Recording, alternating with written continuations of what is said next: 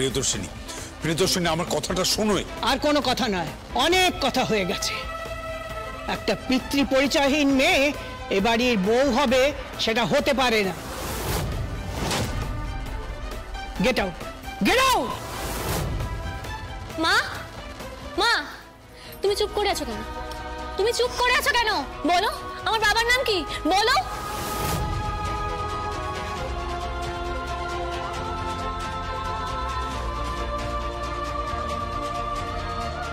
বাবার নাম জানো না?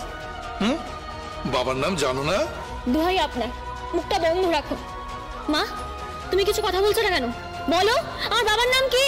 মা বলো। এখানে দাঁড়িয়ে এই লোকগুলো আমাদেরকে অপমান করে যাচ্ছে, আর তুমি কিছু বলবে না? বাবার নাম বলো। ও মা, বাবার নাম বলো।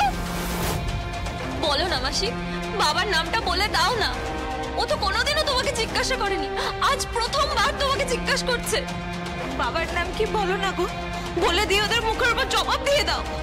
তারপর ষোলোকে নিয়ে ফুলসজ্জার ঘরে যাও। চুপ করে আছো কেন মাসি? বলো না, কেন চুপ করে আছো বলো। তাহলে কি ধরেই নেব এনারা যে কথাগুলো বলছেন সেটাই সত্যি? অর্ণব, হ্যাঁ, তাহলে কি ওর সত্যি কোনো বাবার পরিচয় নেই? তাহলে কি আজ আমরা সবাই মিলে এখান থেকে অপমানিত হয়ে চলে যাব? শোলক আমাদের বাড়ির মেয়ে, আমাদের গ্রামের অহংকার, আমাদের সকলের গর্ব। ওকে গ্রামের সবাই আমরা মাথায় তুলে রাখি, আর সেই মাথায় তুলে রাখা মেয়েটিকে আজকে এই বাড়ির সকলে মিলে পা দিয়ে ঠেলছে। আর তুমি কিচ্ছু বলছো না মারুন মাসি, তুমি কিচ্ছু বলছো না। কিচ্ছু বলার দরকার নেই।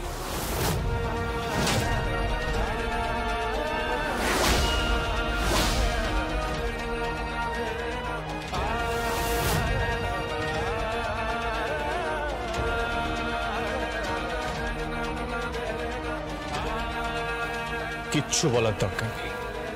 এটা একটা বাড়ি, পরিচয়পত্র দিয়ে এখানে প্রবেশ করতে হবে এমন কোনো কথা নেই।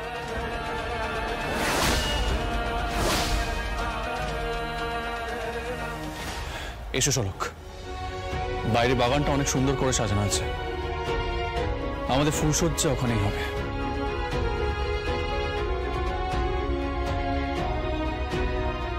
এসো। সার্থক, তুমি যেটা করছো সেটা ইররেশনাল, ইললজিক্যাল।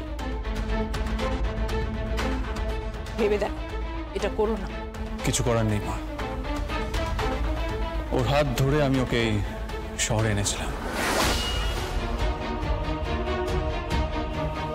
এই শহরেই ওর গল্প লেখা হবে, নাই বা লেখা হলো এই বাড়িতে। শোলক আমার সাথেই থাকবে।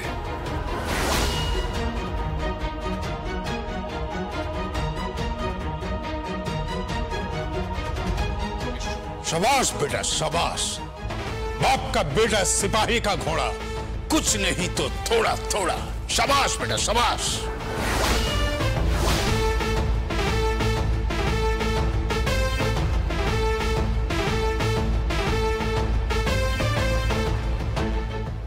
মা, আজকে সকলের সামনে প্রশ্নটা উঠে গেল মা। তুমি যে মুখ ফুটে বলতে পারলে না আমার বাবাকে।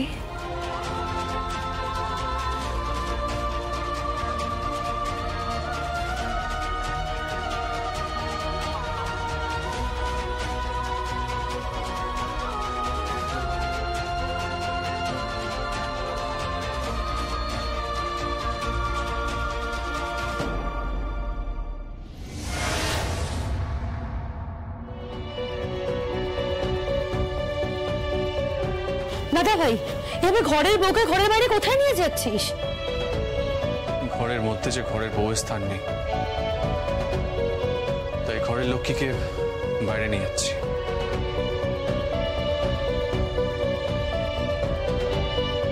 কিন্তু সেটা ঠিক দেখায় না দাদা ভাই, একদমই ভালো দেখায় না। কি করবো বল? না ভাত কাপড় করতে দিয়েছে ঘরের মধ্যে, না ফুলসজ্জা করতে দিচ্ছে ঘরের মধ্যে। কি করবো আমি?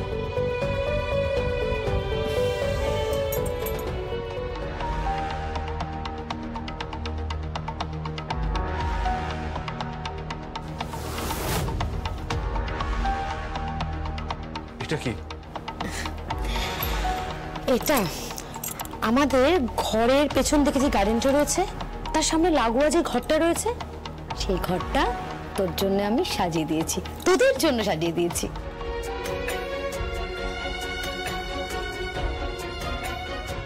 কোয়েল?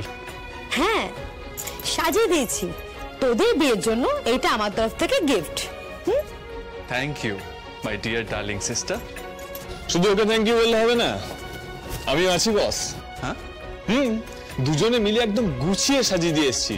ওই এমনকি দুধের গ্লাস রাখা থেকে শুরু করে পান টান সব দেওয়া আছে। তুই শুধু যা আর চুটিয়ে প্রেম কর।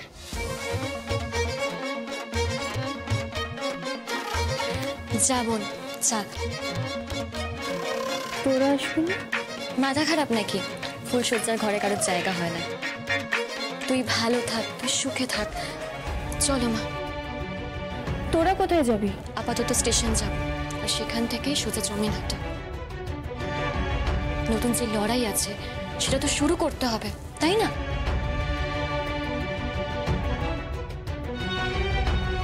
জমিনহাটা থেকে শাড়ি এনে কলকাতার বুকে যে মেলা আছে সেখানে তো মাথা উঁচু করে যেতে হবে। চলি। আসি রে মা, তোরা ভালো থাকিস, সুখে থাকিস, আর পারলে তো মাকে ক্ষমা করিস। দাঁড়াও মা,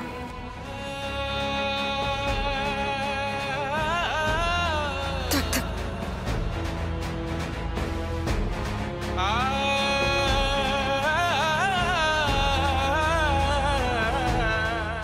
তুমি কেন আমার পায়ে হাত দিচ্ছ? মা তো মাই হয়, মাকে প্রণাম করতে গেলে মা সংকোচ করে নাকি? আমিও তো আপনার সন্তান। তুমি তুমি কত বড় লোকের ছেলে, তুমি আমার পায়ে হাত দিলে। কত উঁচু বংশ তোমাদের। প্লিজ, আমি বংশ টংশ মানি না, সবাই সমান, মানুষ জাত একই। আপনি যেমন আমাকে সন্তান স্নেহে ভালোবেসে এসেছেন তেমনই ভালোবেসে যান। মঙ্গল হোক বাবা, তোমার মঙ্গল হোক, ঈশ্বর তোমার মঙ্গল করুন। আচ্ছা, বুঝলাম অনেক রাত হয়েছে, তোরা এবার ঘরে যা।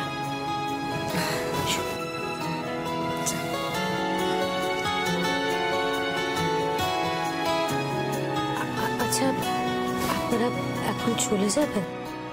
হ্যাঁ। আজকের রাতটা কাটিয়ে গেলে হতো না? না, অনেক কাজ আছে,